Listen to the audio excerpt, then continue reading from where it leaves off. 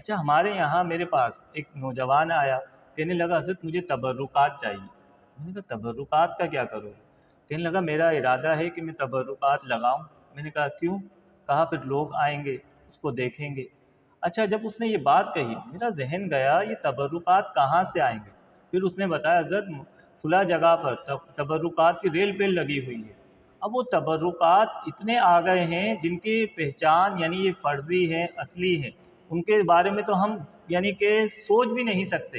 یعنی حضور علیہ السلام کے منہ مبارک اس پہ تو کلام نہیں، وہ تو قابل، وہ تو شفا کی حیثیت رکھتے ہیں، صحابہ کا عمل ہے، تابعین کا عمل ہے۔ لیکن جو دیگر ہیں تبرکات، ٹھیک ہے کہ فلاں کا بال ہے، فلاں کی چادر ہے، فلاں کا یہ ہے، فلاں ہے، فلاں، وہ باقاعدہ اس طریقے کو وہ لے کر جو ہے ایک جو ہے اسٹیج لگاتے ہیں، پھر مخلوط وہاں پر جو ہے خواتین نوجوان آ رہے ہوتے ہیں، پھر وہ ایک چندہ باکس لگ دیتے ہیں، گویا کہ یہ کمانے کا بھی چکر لگتا ہے۔ تو اس کو ہم کیسے پہچانیں گے کہ یہ تبرکات واقعی اصلی ہیں، یہ فرضی ہیں اور یہاں جانا چاہیے، یہاں روکنا چاہیے؟ اس کے حوالے سے بھی اصلاح کریں۔ یہ بہت اہم ایک معاملہ ہے تبرکات کے حوالے سے۔ جہاں تک تبرک ہے یعنی سرکار دو عالم صلی اللہ علیہ وسلم کا منہ مبارک ہے، یہ آپ سے منسوب کوئی چیز ہے، تو بزرگان دین نے تو یہ بیان کیا اگر کوئی ہمیں کہہ رہا ہے منسوب چیز تو اس نسبت کی وجہ سے ہی ہم اس کا ادب کریں گے، بے شک، تحقیق کرنے کی ہمیں حاجت نہیں ہے، ادب کر لیں۔ جیسے سید کے بارے میں ہوتا جی، ہے۔ ٹھیک، اب رہ گیا کسی قرینے سے ہمیں پتہ چل جائے کہ نہیں یہ جھوٹ بول رہا ہے، یا ہمارے یہاں آج کل لوگوں نے یہ کاروبار بنا لیا ہے کہ بھائی 100 تبرک جمع کر لو، یہ بھائی ان کے پاس 400 تبرک آتے ہیں، یہ فلانے بھائی ان کے پاس 1000 تبرک آتے ہیں، تو اس نے اسی طرح فلانا بال، فلانی چادر، فلانی مٹی، فلانا کلر، اس طرح کے معاملات جمع کر لیے۔ بھائی کیا ہے 1000 تبرکات کی زیارت ہوگی وہاں پہ، تو وہ جو آرگنائزر ہوتے ہیں ان کو کہتے ہیں حضرت میرے آنے جانے کے جو اتنا بڑا میں لے کر آؤں گا تبرک کا سیٹ اپ، تو میرا تو کوئی اس میں نہیں ہے، بس اس کے آنے جانے کا جو ہدیہ ہے وہ مجھے پیش کر دیجیے گا۔ وہ کتنا ہے بھائی؟ 10,000 روپے۔ باقی جو لوگ نذرانہ ڈالیں گے وہ بھی میرا ہوگا۔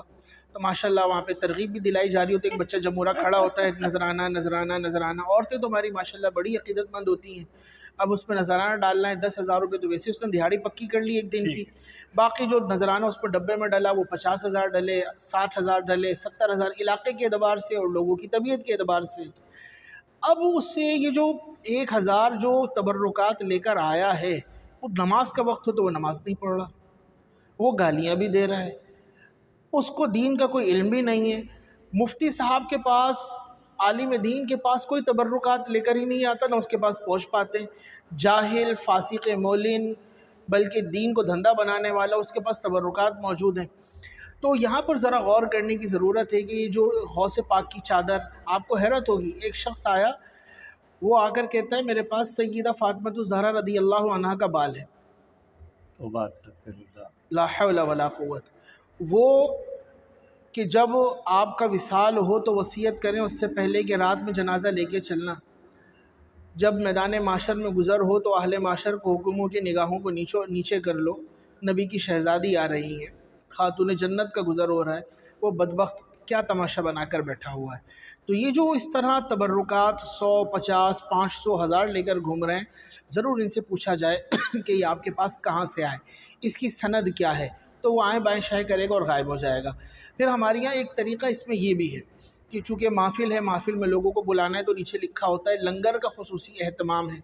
اب لنگر کے پیسے نہیں ہو رہے تو بعض اوقات جو کمیٹیاں ہوتی ہیں، جو انتظامیہ ہوتی ہے، تو انتظامیہ کہتی ہے یار لنگر کے پیسے تو ہے نہیں، کیا کرو، چلو نیچے ڈال دو، تبرکات کی زیارت کروائی جائے گی، منہ مبارک کی زیارت کروائی جائے گی، اور غوث پاک کی چادر کی زیارت ہوگی، غوث پاک کی والدہ کا دوپٹہ بطور زیارت وہاں پر رکھا ہوگا، تو آپ آئیے زیارت کے لیے، اور صرف خواتین کو اجازت ہے۔